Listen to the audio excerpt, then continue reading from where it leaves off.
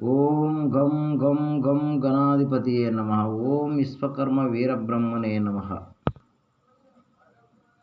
ఉప్పు గురువు, ఉప్పు గురు సున్నం, ఉప్పు గురు సున్నం.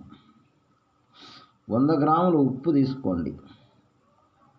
ఒక 50 గ్రాములు మైలతత్వం తీసుకోండి. తాలకము ఒక 50 గ్రాములు, సవీరం ఒక 50 గ్రాములు, అన్నవేది ఒక 30 గ్రాములు. ఉత్తరైన ఆకు పసురుతో 5 గంటల సేపు బాగా మర్దన చేయాలి. ఇవన్నీ అర్థమవుతుందా? ఉత్తరేని ఆకు పసురుతో 5 గంటలు మర్దన చేయాలి మిత్రమా.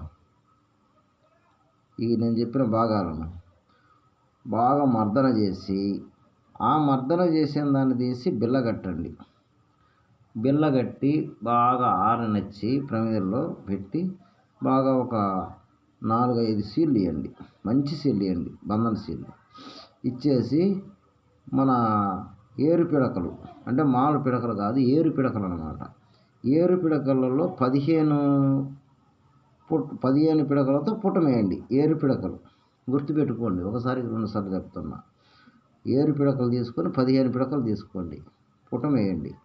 పుటం వేసిన తర్వాత అది మొత్తము ఏమైంది, మొత్తం కలిసి అంత సున్నానికి తెల్లగా భస్మమైంది. ఆ భస్మమైన దాన్ని తీసుకొని మనం ఏం చేయాలి, సవీరం ఒక 20 గ్రాములు, కట్టిన సూర్యకారం తీసుకోండి. కట్టిన సూర్యకారం ఒక 10 గ్రాములు. ఈ 3 వచ్చిన భస్మము 3 మొత్తం కలిపి మళ్ళీ అదే ఉత్తరైన ఆకు పసురులో బిల్లగట్టి బాగా ఆరబెట్టేసి మళ్ళీ 15 పిడకలు పుటమేయండి. మంచి సున్నం అయింది. సన్నా ఓకే. విశ్వకర్మ అవగాహన వీడియోస్.